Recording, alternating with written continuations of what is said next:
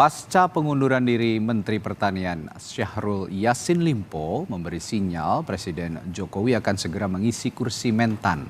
Sebelumnya Presiden Jokowi bertemu dengan Ketua Majelis Tinggi Partai Demokrat Susilo Bambang Yudhoyono di Istana Bogor.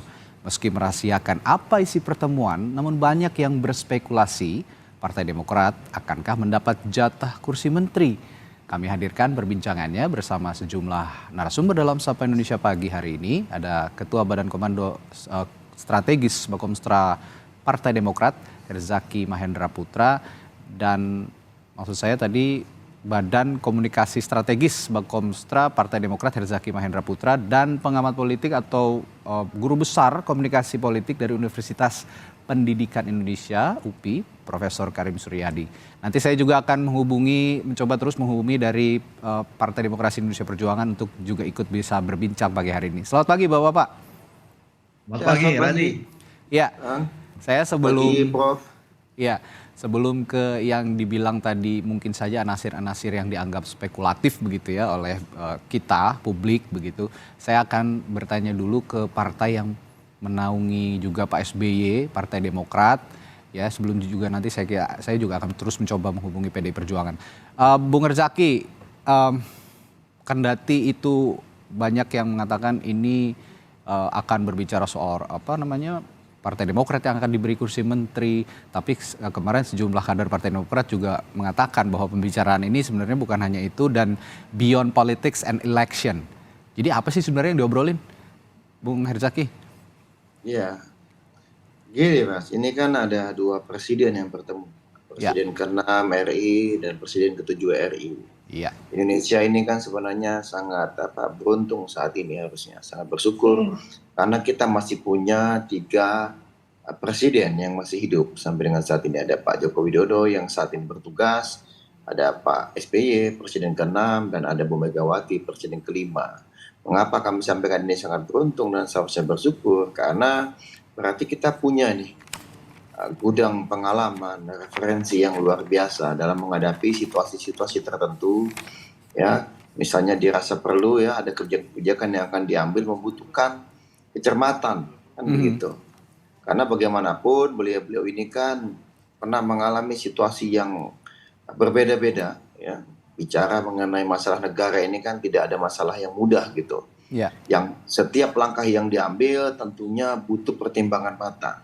Nah, itulah kami bisa sampaikan salah satu yang juga menjadi pertimbangan atau bahan diskusi antara Bapak Presiden Jokowi dengan Bapak SBY di Bogor beberapa waktu lalu. Ya, memang ada beberapa isu yang dibahas, bagaimana misalnya situasi nasional terkini. Lalu bagaimana dalam 1 tahun terakhir, kita tahu Pak Jokowi ini kan tinggal setahun. Beliau tentu ingin menutup tahun terakhir pemerintahannya dengan manis gitu. Ya, sehingga semua kerja keras selama 9 tahun kemarin dengan 1 tahun ini akan dikenang dengan baik oleh publik, oleh masyarakat. Pak SBY bagaimanapun dengan segala dinamikanya, alhamdulillah berhasil menutup pemerintahannya dengan baik di 2014 lalu, antara 2004 sampai dengan 2014. Nah, ini sebenarnya perbincangannya lebih banyak sekitar itu, Mas. Kalau kita bicara mengenai pemilu, iya benar, memang ada pemilu juga, tetapi pemilu bukan dalam konteks politik praktis ya, mendukung si A atau si B, tetapi lebih kepada bagaimana pemilu yang merupakan agenda penting ini, yang sarana mewujudkan kedaulatan rakyat ini benar-benar bisa berjalan dengan jujur, adil, aman, dan juga demokratis. Gitu, Mas. Jadi kalau bicara beyond politics and beyond election, ya inilah gitu yang dimaksudkan, bagaimana pemilu ini benar-benar bisa memberikan ruang untuk rakyat kita menyalurkan aspirasinya gitu, dan memberikan pilihannya gitu kepada siapapun nanti. Tapi inilah perwujudan demokrasi kita. Nah juga kalau misalnya kita mau bicara satu lagi, Mas, jika diperkenankan itu, Pak SBY itu menyampaikan dan menjelaskan kepada Bapak Presiden secara langsung mengenai apa yang dimaksud dengan perubahan dan perbaikan. Karena banyak yang salah tafsir atau kemudian mencoba memframing atau memberikan makna berbeda apa yang kami maksud dengan perubahan dan perbaikan. Jelas-jelas dalam berbagai kesempatan Mas Ahaye sudah menyampaikan kalau apa yang baik dari pemerintahan dan presiden-presiden sebelumnya, yaitu harus kita lanjutkan. Oke. Yang kedua, bagaimanapun para pemerintahan dan pemimpin-pemimpin sebelum ini berupaya sebaik mungkin, pasti tetap akan ada hal yang belum optimal, Oke. tetap akan ada hal yang kurang. Nah, itulah yang menjadi PR bagi kita bersama sebagai anak bangsa.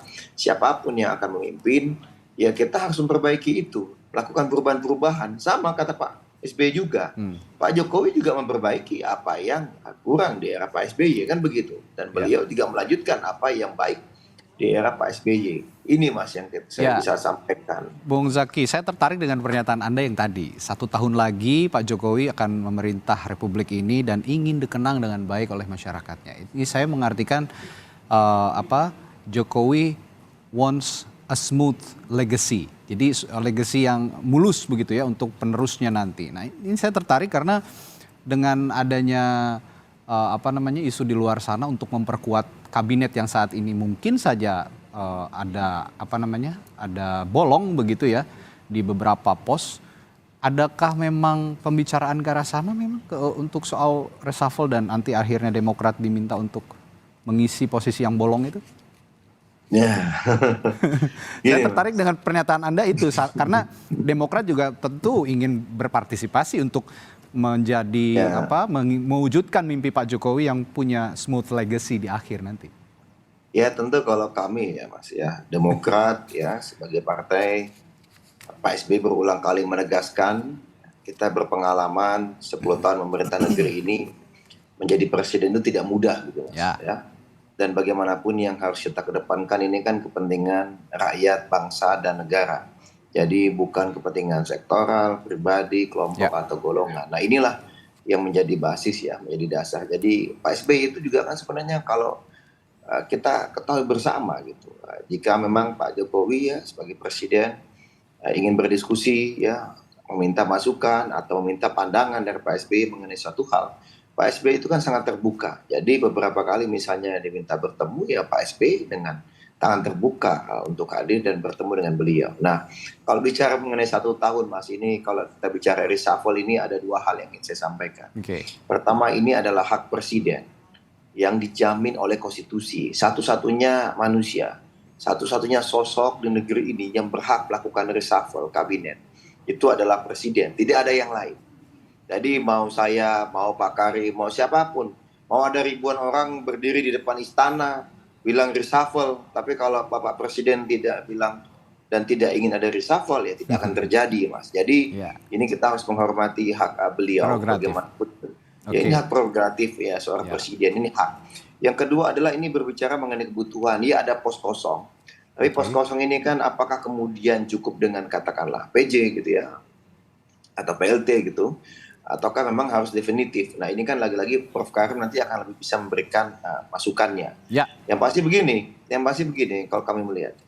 Ya bagaimanapun kan pos-pos menteri ini sebaiknya diisi gitu. Karena setahun ini bukan masa yang pendek. Masih banyak hal yang bisa dilakukan untuk perbaikan dan juga perubahan. Nah kalau dari kami bagaimanapun biarkanlah itu menjadi ranahnya Pak Presiden. Demokrat merasa tidak pas dan tidak pantas kalau kami berbicara mengenai reshuffle ini. Yang pasti kami mendoakan. Nah ini kami mendoakan agar Pak Jokowi bisa mengakhiri pemerintahannya dengan baik gitu. Ya, saya ke Prof. Karim. Ini saya juga akan mengulas hal yang sama nih Prof. Karim. Bung Herzaki menilai begitu Presiden Jokowi wants have a smooth legacy. Nah di tengah dengan adanya isu reshuffle saat ini dengan mundurnya Mentan begitu ya. Dari frame komunikasi politik yang dibangun antara Presiden Joko Widodo dengan Ketua Majelis Tinggi Partai Demokrat Susilo Bambang Yudhoyono dalam konteks ini bagaimana Pak Karim?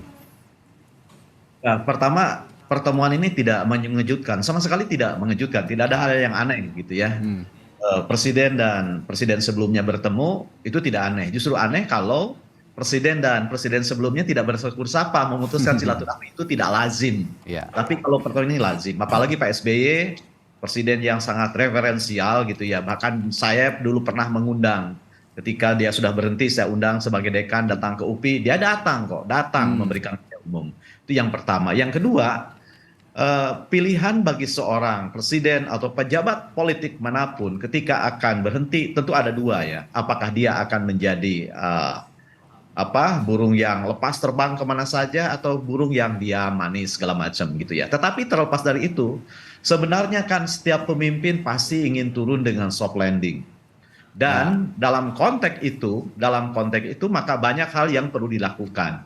Nah, terkait dengan pertemuan Pak Jokowi dengan Pak SBY, saya tidak berani menduga-duga. Namun kita tidak mendengar ada masalah krusial yang sedang dihadapi oleh pemerintahan saat ini.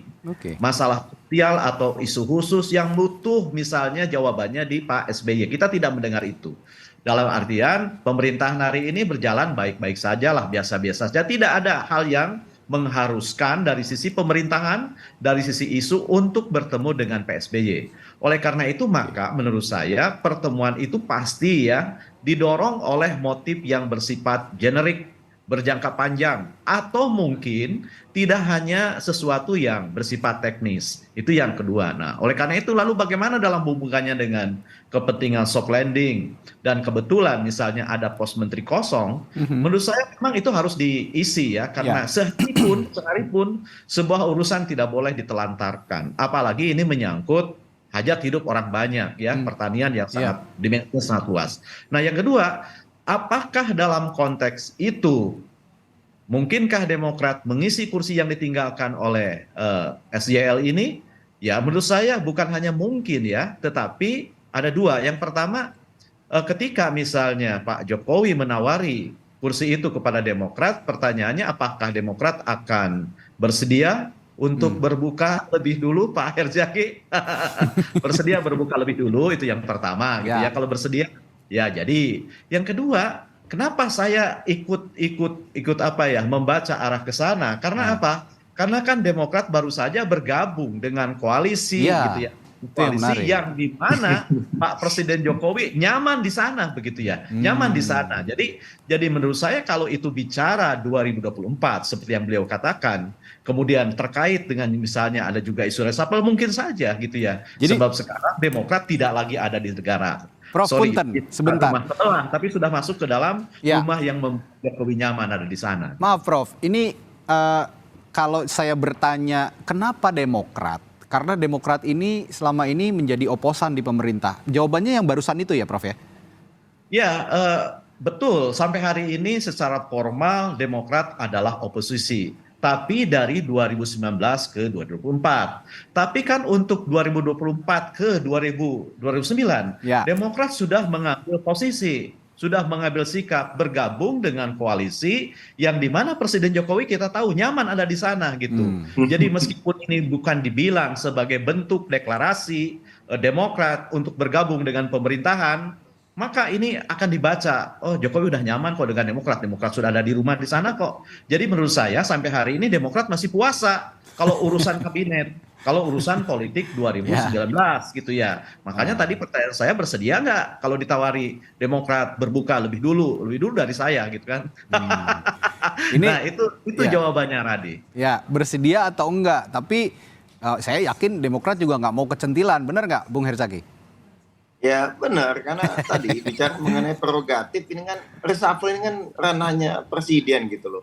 Janganlah istilahnya kita, kalau kami nih ya, nggak pas lah kami mendahului. Tapi kalau misalnya katakanlah beliau mempercayakan itu kepada Demokrat, ya tentu Pak SBY atau Mas AHY lah yang nanti akan bisa menjawab gitu. Karena bagaimanapun kita kalau bicara mengenai bangsa ya, kami ini kan selama ini seringkali memberikan masukan, mengkritisi, kan itu juga karena tujuannya ingin agar kebijakan pemerintah itu bisa benar-benar bermanfaat kepada rakyat, kan begitu yang kita harapkan, bisa lebih efisien, efektif, kan begitu, bukan dalam konteks menjatuhkan atau menyerang secara subjektif, tapi lebih pada argumentatif dan secara rasional berdasarkan pengalaman kami sebelum-sebelumnya. Sehingga bagi kami ya terkait dengan masalah apapun situasi saat ini ya, kalau Pak SBY diminta masukan atau katakanlah Demokrat diminta masukan, ya selama ini di parlemen kan komunikasi kami juga lancar ya dengan teman-teman yang lain ya. Tapi kalau tadi dikaitkan dengan koalisi, gini, saya ingin sampaikan begini, kalau bicara koalisi kan keputusan kami sepenuhnya bergabung di koalisi ini kan karena faktor Pak Prabowo. Gitu. Hasil Ya. diskusi intens dengan Pak Prabowo, tidak ada diskusi sama sekali dengan Pak Jokowi. Tetapi kalau ternyata bergabungnya kami dengan Pak Prabowo membuat Pak Jokowi menjadi semakin nyaman dengan kami, ya bagi kami ya itu baik-baik saja gitu sebenarnya ya gitu. Ya. Karena bagaimanapun kita ingin situasi setahun terakhir ini kita Oke. inginnya ya tadi bagaimana isu-isu kebangsaan, isu Ya. nasional, ya apapun itu kerakyatan bisa diselesaikan dengan baik. Dan kalau misalnya kita berbeda ini kan bukan berarti harus bermusuhan. Nah itu saja Oke. kalau dari kami. Yang Oke. penting muaranya sama untuk Tapi, kepentingan ya. rakyat bangsa dan negara. Gitu. Tapi saya tetap tertarik dengan pernyataannya Prof. Karim. Jokowi nyaman dengan koalisi pendukungnya Pak Prabowo sehingga mengajak komunikasinya dengan Partai Demokrat gitu. Seharusnya di pagi hari ini ada Partai Demokrasi Indonesia Perjuangan yang juga saya bisa mintai konfirmasinya. Kami akan tetap berusaha untuk menghadirkan PD Perjuangan pagi hari ini dan saya akan tetap menanyakan mengapa sih kok bisa nyaman, apa indikasinya nanti ke Profesor Karim Suryadi. Tapi setelah jeda tetaplah bersama kami di Sapa Indonesia Pagi. Tadi dalam analisis komunikasi politiknya dari Profesor Karim Suryadi bahwa Jokowi ini merasa nyaman dengan koalisinya Pak Prabowo, koalisi Indonesia Maju yang di dalamnya ada Partai Demokrat. Makanya Pak Jokowi ngajak ngobrol sama Ketua Majelis Tinggi Partai Demokrat Pak Susilo Bambang Yudhoyono. Nah, saya sebenarnya ingin menanyakan ini kepada PD Perjuangan, responsnya bagaimana. Tapi saya ingin juga menanyakan ke Prof. Karim. Indikasi nyamannya itu apa sih, Prof? Gini, kan ada pepatah, ada maksim dalam politik ya. Ya. Burung yang sama atau burung dengan bulu yang sama akan berkumpul, gitu ya. Artinya apa? Artinya makin ke sini Demokrat punya pemahaman yang sama dengan diksi, dengan ideologi, dengan program yang ditawarkan oleh Koalisi Indonesia Maju ini. Itu yang pertama. Yang kedua, mengapa saya bilang Jokowi sangat nyaman itu kan sudah terdedah di mana-mana penampakannya. Jokowi lebih sering jalan dengan Pak Prabowo kemanapun, bahkan dalam urusan-urusan yang tidak terkait langsung dengan urusan Menteri Pertahanan, Mas jalan. Yang kedua, di antara bakal calon presiden, menurut saya Prabowo lah yang dengan lantang mengatakan bahkan berkali-kali saya akan meneruskan apa yang dikerjakan oleh Presiden Joko Widodo. Ganjar sekalipun yang notabene diusung oleh partai yang satu partai dengan Jokowi tidak selantang itu kok. Oke. Jadi menurut saya inilah kesamaan dan semua presiden kan akan menyukai itu. Apalagi kalau kita bicara dalam konteks legacy. Legacy itu kan warisan. Warisan itu sesuatu yang ditinggalkan oleh pejabat sebelumnya dan diteruskan karena dianggap fungsional. Jadi kalau saya bilang merasa nyaman, itu karena apa yang terdedah di ruang publik menunjukkan itu, kebersamaan, kekompakan gitu ya. Dan Jokowi melibatkan Prabowo dalam urusan-urusan yang menurut saya tidak langsung berhubungan dengan Kemenhanan gitu ya. Oke. Kalau berkunjung ke Pindad lalu bareng ya itu tidak aneh gitu. Tapi misalnya kalau Pak Prabowo pernah gitu ya disentil oleh salah satu pihak lalu yang menjelaskan Joko Widodo, itu kan lain soalnya gitu ya. Jadi menurut saya Pak Jokowi memantulkan rasa nyamannya itu lewat berbagai aktivitas, berbagai tindakan politik yang diekspos gitu ya. Bahwa kemudian Demokrat masuk ke sana ya tentu saja gitu ya, saya bilang siapa yang bergabung dengan koalisi itu pasti dianggap kawan, lebih nyaman sekarang. Karena apa? Karena pasti ya pilihan Demokrat bergabung ke koalisi Indonesia Maju itu didasarkan atas berbagai pertimbangan, bukan saja secara rasional apa yang ditawarkan koalisi ini masuk akal, tetapi dengan sosok yang menakodai koalisi itu sangat nyaman gitu ya, di flashing in mind. Karena teori manapun ya, ketika memilih koalisi, ketika memilih pasangan koalisi, ketika memilih pasangan capres-cawapres, indikator terakhir itu pasti soal passion, kenyamanan antara orang yang akan bergabung. Ngomong-ngomong soal nyaman, ini ada komunikasi yang disampaikan juga oleh Pak Jokowi di Rakernas PDI Perjuangan kemarin. Ini juga menarik, Prof.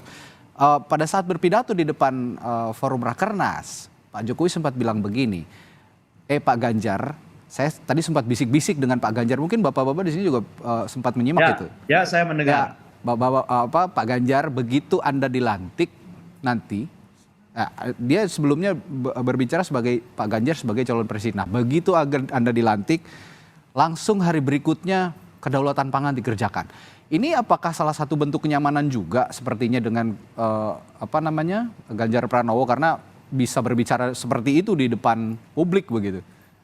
Ya, saya mendengar ya mendengar kutipan Jokowi yang diliput oleh media kata-kata itu. Tetapi agak menurut saya agak ambigu maknanya ya. Yang Oke. pertama, eh, kalimatnya seperti ada yang bolong ya. Ketika nanti dilantik, Oke. dilantik sebagai apa? Dilantik sebagai Menteri Pertanian kah? Karena itu kan ketika Rakernas yang sedang Tapi membicarakan kan sebelumnya ketahanan. nyebut calon presiden, Prof. Ya, Pak Ganjar iya, sebagai iya. calon Tapi presiden begitu. ya, enggak bilang. Dia bicara sebagai Ganjar Pranowo yang notabene calon presiden kan gitu ya. Oke. Belum tentu terpilih, tapi yang pasti itu konteks semua pikiran orang itu, semua pikiran orang yang berkumpul di sana, bahkan yang mendengar Rapimnas itu adalah memikirkan tentang ketahanan pangan. Oke. Ya, tidak satupun menurut saya pembicaraan khusus tentang bagaimana misalnya bakal calon wakil presiden yang mau diangkat. Enggak dibicarakan. Fokus membicarakan ketahanan pangan. Jadi yang dekat dengan ketahanan pangan kan Menteri Pertanian atau Menteri berurusan dengan pangan. Jadi menurut saya wajar lah Jokowi mengatakan itu, wong itu rumahnya kok satu Oke. partai dengan dia gitu. Nah, menjadi luar biasa, menjadi kenapa saya bilang tadi saya menafsirkan zaman itu ya Oke. ketika dia dengan Prabowo. Pertama, satu partai tidak, membangun koalisi juga tidak. Hubungan dia dengan Prabowo kan sama dengan hubungan dia dengan Erick Thohir, Ya. sama dengan hubungan dia dengan Sandiaga Uno gitu kan. Tapi Rahmen yang terdedah berbeda begitu. Kalau Oke. dengan Ganjar, kalau tidak mengatakan seperti itu, lalu apa yang mau dikatakan oleh Jokowi yang notabene adalah petugas partainya PDIP? Oke. Jadi nggak ada diksi lain kalau tidak mengatakan itu gitu ya. Ya. Jadi mengapa saya tidak meng-highlight itu bukan karena saya meragukan apa yang dikatakan oleh Presiden Joko Widodo, tapi saya lebih tertarik pada apa yang paradoks gitu ya. Oke. Saya nilai paradoks itu karena itu Ya. tadi Saya dapat hubungan poinnya, Jokowi Prof. dengan Pak Prabowo tidak diikat hubungan kepartaian, tapi hanya diikat sebagai Ya. hubungan presiden dengan pembantunya. Padahal bukan hanya satu pembantu yang sama-sama digadang-gadang masuk bursa capres dan cawapres gitu ya. Oke. Jadi sesuatu yang mencolok di antara beragam warna yang sama itu akan jauh lebih menarik ketimbang warna yang seragam. Gitu. Ya. Itu penjelasannya. Baik, Bung Zaki, saya juga ingin menanyakan kepada Anda nih, karena Partai Demokrat juga sekarang mau nggak mau harus juga ikut berkomunikasi dengan partai koalisi Indonesia, partai-partai yang ada di koalisi Indonesia Maju, ada Partai Golkar, Partai Gerindra, dan kawan-kawan lainnya di koalisi Indonesia Maju. Nah, setelah bertemu dengan Presiden Joko Widodo, komunikasi yang dijalin dengan koalisi Indonesia Maju seperti apa, Bung Zaki? Ya, sebenarnya sebelum bertemu dengan Pak Joko Widodo pun, komunikasi kami dengan teman-teman di Partai Koalisi Indonesia Maju ini sangat baik gitu. Ya, misalnya dari tanggal 17 September ketika kami menyampaikan keputusan majelis tinggi partai. Kami datang ke Hambalang diundang oleh Pak Prabowo dan teman-teman Gerindra. Kami kira itu awalnya hanya pertemuan Demokrat dan Gerindra. Ternyata di sana para teman-teman ketum-ketum dan petinggi parpol koalisi pendukung Pak Prabowo itu hadir semua di sana menyambut. Gitu. Nah ini di situ terlihat sekali tadi kalau bicara mengenai Prof Karim sampaikan ya bahasa nyaman. Ya. Itu nyaman sekali. Kami nyaman dan teman-teman di sana tuh nyaman. Jadi hangatnya ada, terbuka dan serasa punya chemistry. Nah ini yang mungkin juga menjadi penting gitu. Mengapa kemudian kami juga istilahnya kalau misalnya setelah tanggal 17 lalu tanggal 21 ya deklarasi Demokrat kepada Pak Prabowo ini kita lakukan besar-besaran. Dalam waktu 4 hari kami persiapkan ada 5.000 petinggi Partai Demokrat dari seluruh Indonesia yang datang ke Jakarta untuk melakukan deklarasi ini, menunjukkan keseriusan kami mengusung Pak Prabowo dan semua partai koalisi kami undang. Dan di situ kita guyup betul sebagai suatu keluarga. Nggak ada yang ditutupi, nggak ada yang disembunyikan. Jadi memang kalau kita bicara mengenai nyaman, menjadi kata kunci kebersamaan ini, ya kami sudah nyaman ini dengan teman-teman pendukung Pak Prabowo ini gitu. Nah apakah ini kemudian dinarasikan atau dikaitkan dengan kenyamanan dengan Pak Jokowi juga, ya ini silakan saja publik yang menilai. Tetapi yang pasti kami solid ya di Koalisi Indonesia Maju. Dan kami punya semangat yang sama, disatukan oleh gagasan dan visi misi yang sama. Dan juga kan kalau tadi ya, yang kami cermati begini, mungkin kalau misalnya katakanlah tadi Prof Karim sampaikan bahwa Pak Jokowi nyaman dengan Pak Prabowo ya, karena Pak Prabowo hari ini yang kita lihat ini sangat apresiatif gitu, sangat memuliakan. Kami misalnya Pak SBY, Mas AHY, kami tamu-tamu beliau itu dimuliakan betul.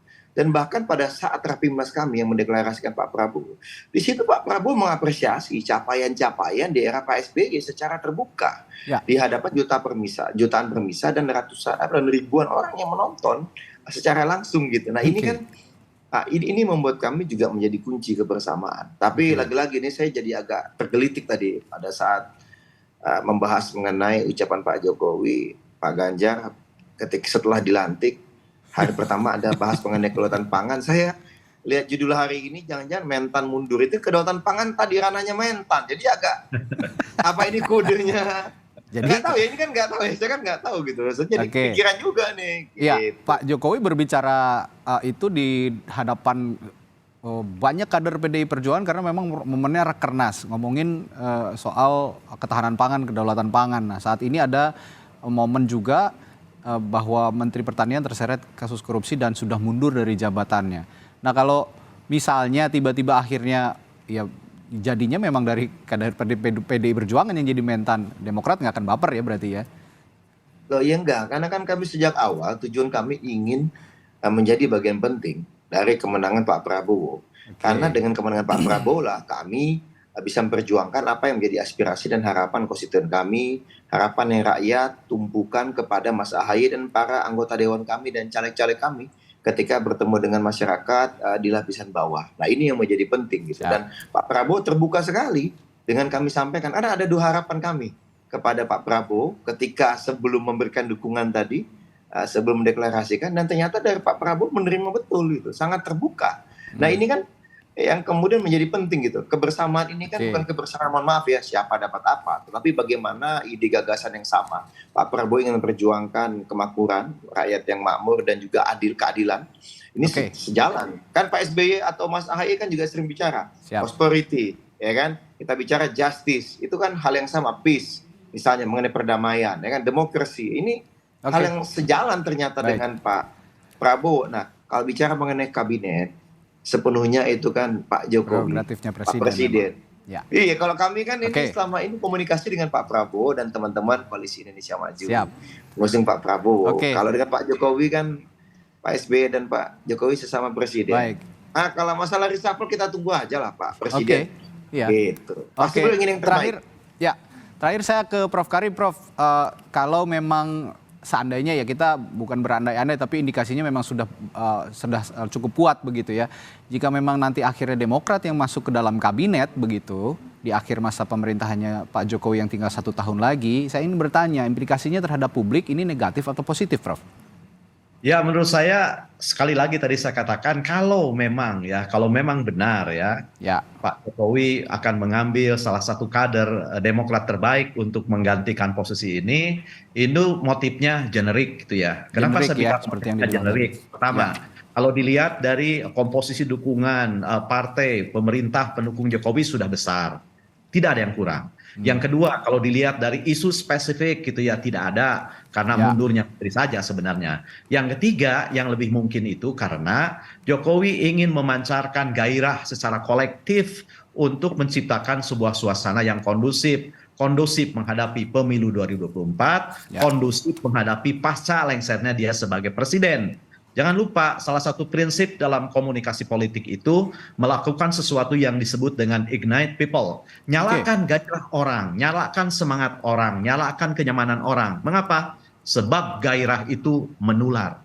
Itu ya saya pikir yang akan menjadi tema besar ya di antara motif temuan Pak Jokowi dengan Pak SBY, meskipun kita tidak tahu detail pembicaraannya, tapi saya yakin dibingkai dalam kerangka seperti itu untuk menyamakan gairah, menyalakan gairah, sebab gairah itu menular. Baik, ya sayang sekali sampai akhir perbincangan kita terus tetap menghubungi perwakilan dari Partai Demokrasi Perjuangan untuk ikut berdiskusi yang sangat menarik pagi hari ini, tapi belum juga ada yang bisa bergabung.